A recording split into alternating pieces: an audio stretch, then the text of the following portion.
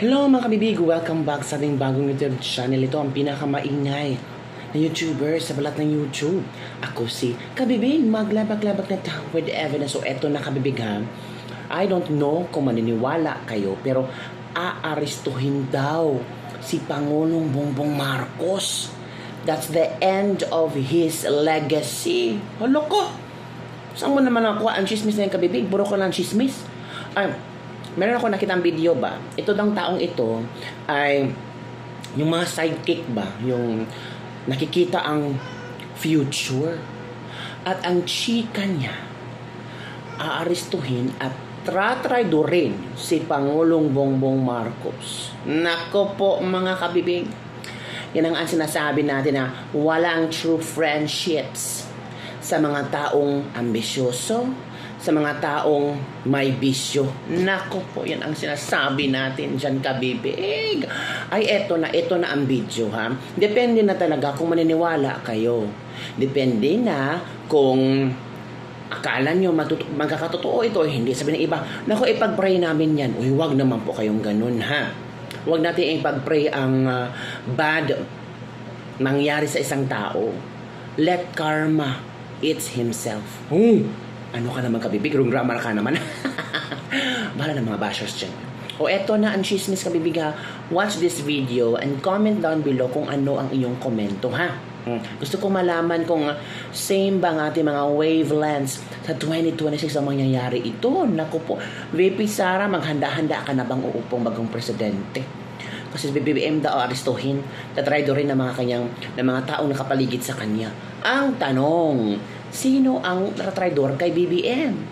Malalaman natin yan sa tamang panahon. Kaya watch this video. Spirit of the Lord. And also, I saw something that was very shocking for President Marcos. I saw it yesterday. And immediately I saw it, I typed that I saw something about President Marcos in the spiritual realm. And I did not even want to post it. And the Holy Spirit, I wanted to make a video yesterday about the vision the Lord gave me concerning President Marcos from the Philippines. But after I wanted to make the vision, I wanted to speak about the vision. The Lord said, no, Perez, don't speak about it now. I said, okay, Lord. And so it is now that the Lord is giving me the leading to say it. I saw President Marcos dead. I know it sounds very weird. I saw him arrested. And then the Lord says, tell President Marcos. But the Lord doesn't call him president. The Lord calls him Marcos. Even us, when the Lord calls us in the spirit, he calls us by name. The Lord says, tell Marcos. Tell Marcos. Tell Marcos. His own people will turn against him in 2026.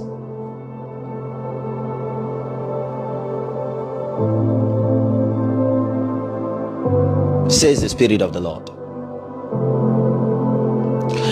I hope that he's gonna listen to this one now, because the one I gave last time, he did not listen. I don't know if someone showed him.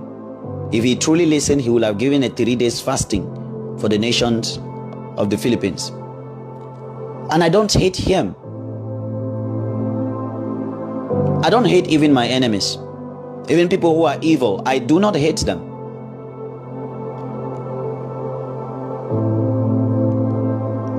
Even President Marcos, all I'm praying is for him to be saved. I don't want anybody to go to hell. But I know my prophecy may make no sense to you, but later in 2026, if you guys are not careful, you guys may see it happening. I saw President Marcos arrested. I was like, what is going on? I saw handcuffs on him. That's how I saw it in the vision. I saw handcuffs on him. And then when I saw that, I said, Lord, is this a literal arrest? The Lord just answered me by saying, tell Marcos his own people will turn against him, says the Spirit of the Lord. That's all I saw. I'm not going to explain more from here. But if he hears this message, he's going to understand. I saw him arrested. I'm very serious. I saw him arrested. I saw him. And I've been saying over and over.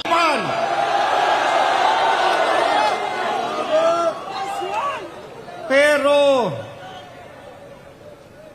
nakakabahala, mga kababayan. May ilan sa mga nasa gobyerno, media, mga abogado at maging ilang political analysts na matatalino sana, may kakayahan magpaliwanag ng tama at totoo, ngunit tila nais baluktutin ang batas upang pagtakpan ng mga sangkot sa korupsyon. Hindi po ba ito ang tuwirang kabaligtaran ng transparency na hinihingi ng taong bayan? Lalo pong nakakabahala na kung sino pa yung tumitistigo para matunton yung mastermind ng korupsyon, sila pa ang iniimbestigahan, sila pa naiskasuhan. Mga kababayan, saan po kayo nakakita na yung tumutulong sa investigasyon para mapalitaw ang punot dulo ng katakot-takot na nakawan sa gobyerno ang siya pang sinisiraan? Hindi po ba masyado namang halata na concerted effort ang mga ito para talukbungan ng katotohanan at iligtas ang mga pinakanakinabang sa nakawan? Meron tayong pwedeng sabihin sa kanila, halata kayo. Ano nga sila? Ano nga? Hanggang sa dulo, iparinig natin sa kanila. Ano yon?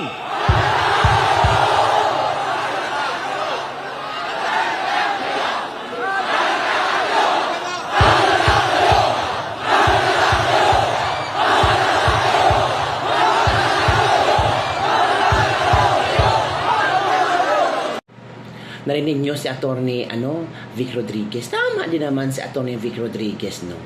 Kung talagang may solidong ebidensya si Senator Amy Marcos at yung mga tao na gustong managot si BBM, well, ayaw naman natin na magkaroon tayo ng isang adiktos na presidente. Diba? Hindi naman pwedeng mamumuno siya kasi nakasalalay ang future ng Pilipinas. Tapos siya mag-desisyon. Alam mo naman, unstable ang mga utak ng mga adictos. Ngayong araw na to, good mood. The next day, bad mood. The next day, tanga-tanga, lutang-lutang. Hindi na alam kung anong gagawin. Di ba? Ay, speaking of lutang-lutang, hindi alam kung ano ang gagawin. Sabi ng mga ilang netizen, na-shock sila ba sa statement ni former Executive Secretary Lucas Bersamin kung saan sinabi niya na may tumawag sa kanya na hindi taga Malacanang at sinabihan siyang mag-resign. Kung hindi ang taga Malacanang ang tumawag sa kanya, so meron pang mas mataas kay Bongbong Marcos at itong si Bongbong Marcos ay puppet lang? Hala ka, babig. Sino kaya ayun? Diba ka, bibig? Kaya nga, sabi ng iba, it's time to impeach Bongbong Marcos. Kasi may mga ex-government officials daw na nagpaplano magsusumiti or magsampa ng impeachment kay BBM. At yung testimony, ang speech ni Amy Marcos, may mga iba daw mga tao daw nang tatayong evident na ang tawag dito, sila daw ang tatayong mga witnesses. At ito pa ang chika. Yung Senator Amy Marcos nakatanggap ng mga different pictures, videos, at kung ano-ano pang kaanik-anikan na pwedeng ebidensya na sumisinghot talaga ang ating presidente. And take note, mga trabahante sa palasyo. Nako! Paano yan? So ano ang yung comment dito, kapibig? Ako, no? Sana matapos na itong issue na ito, ang tanging solusyon to, hair follicle test. Pero si BBM ayaw. Bakit kaya, no? Kung talagang may tinatago ka, ayaw mo talaga. Pero pag wala kang tinatago at confident ka na hindi mo ginagawa ito, ay go. Go talaga, oy. Para malinis yung pagkatao mo, para bumalik ulit ang trust ng mga tao. Pati si Sandro Marcos, sabi daw na sabi ng ibang netizen na, Sandro, magpa-test ka na rin. Kasi may mga moment daw na parang lutang si Sandro. Iba ka iniisip si Sandro ko, broken hearted. Diba? Natin na alam yung kabibig.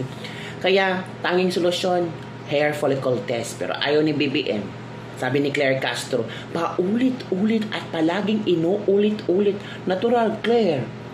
Paulit-ulit talaga ang hingi ng mga tao kasi yan talaga ang pwedeng maging solusyon na muli makuha ni BBM ang trust ng mga tao. Kung makikita ng tao na negatibo si BBM sa Chorva Ek-Ek, edi sabihin naman tao, ay naku, kawawa si BBM, binash natin, hindi pala totoo. Kung si BBM palagi na lang mag-pass, palagi na lang, hindi yan gagawin niya. Mas lalo ang mga tao, sabi, ay totoo pala. Addictos pala. So, ikaw, Claire, advisean mo yung presidente mo na, gawin mo lang to BBM para matapos ng lahat ng mga haka-haka. Para sabihin talaga ng mga tao na ikaw ay talagang for the people, by the people, and for all. Diba? Yun lang kabibig ang ating Libag-Libag for today. Don't forget to like, subscribe, and share this video. Maniwala kayo na arestuhin si BBM? Posibleng mangyari yan. Posibleng mangyari yan sa tamang panahon. Diba? Hintayin lang tayo sa mga updates. Bye everyone. See you next time.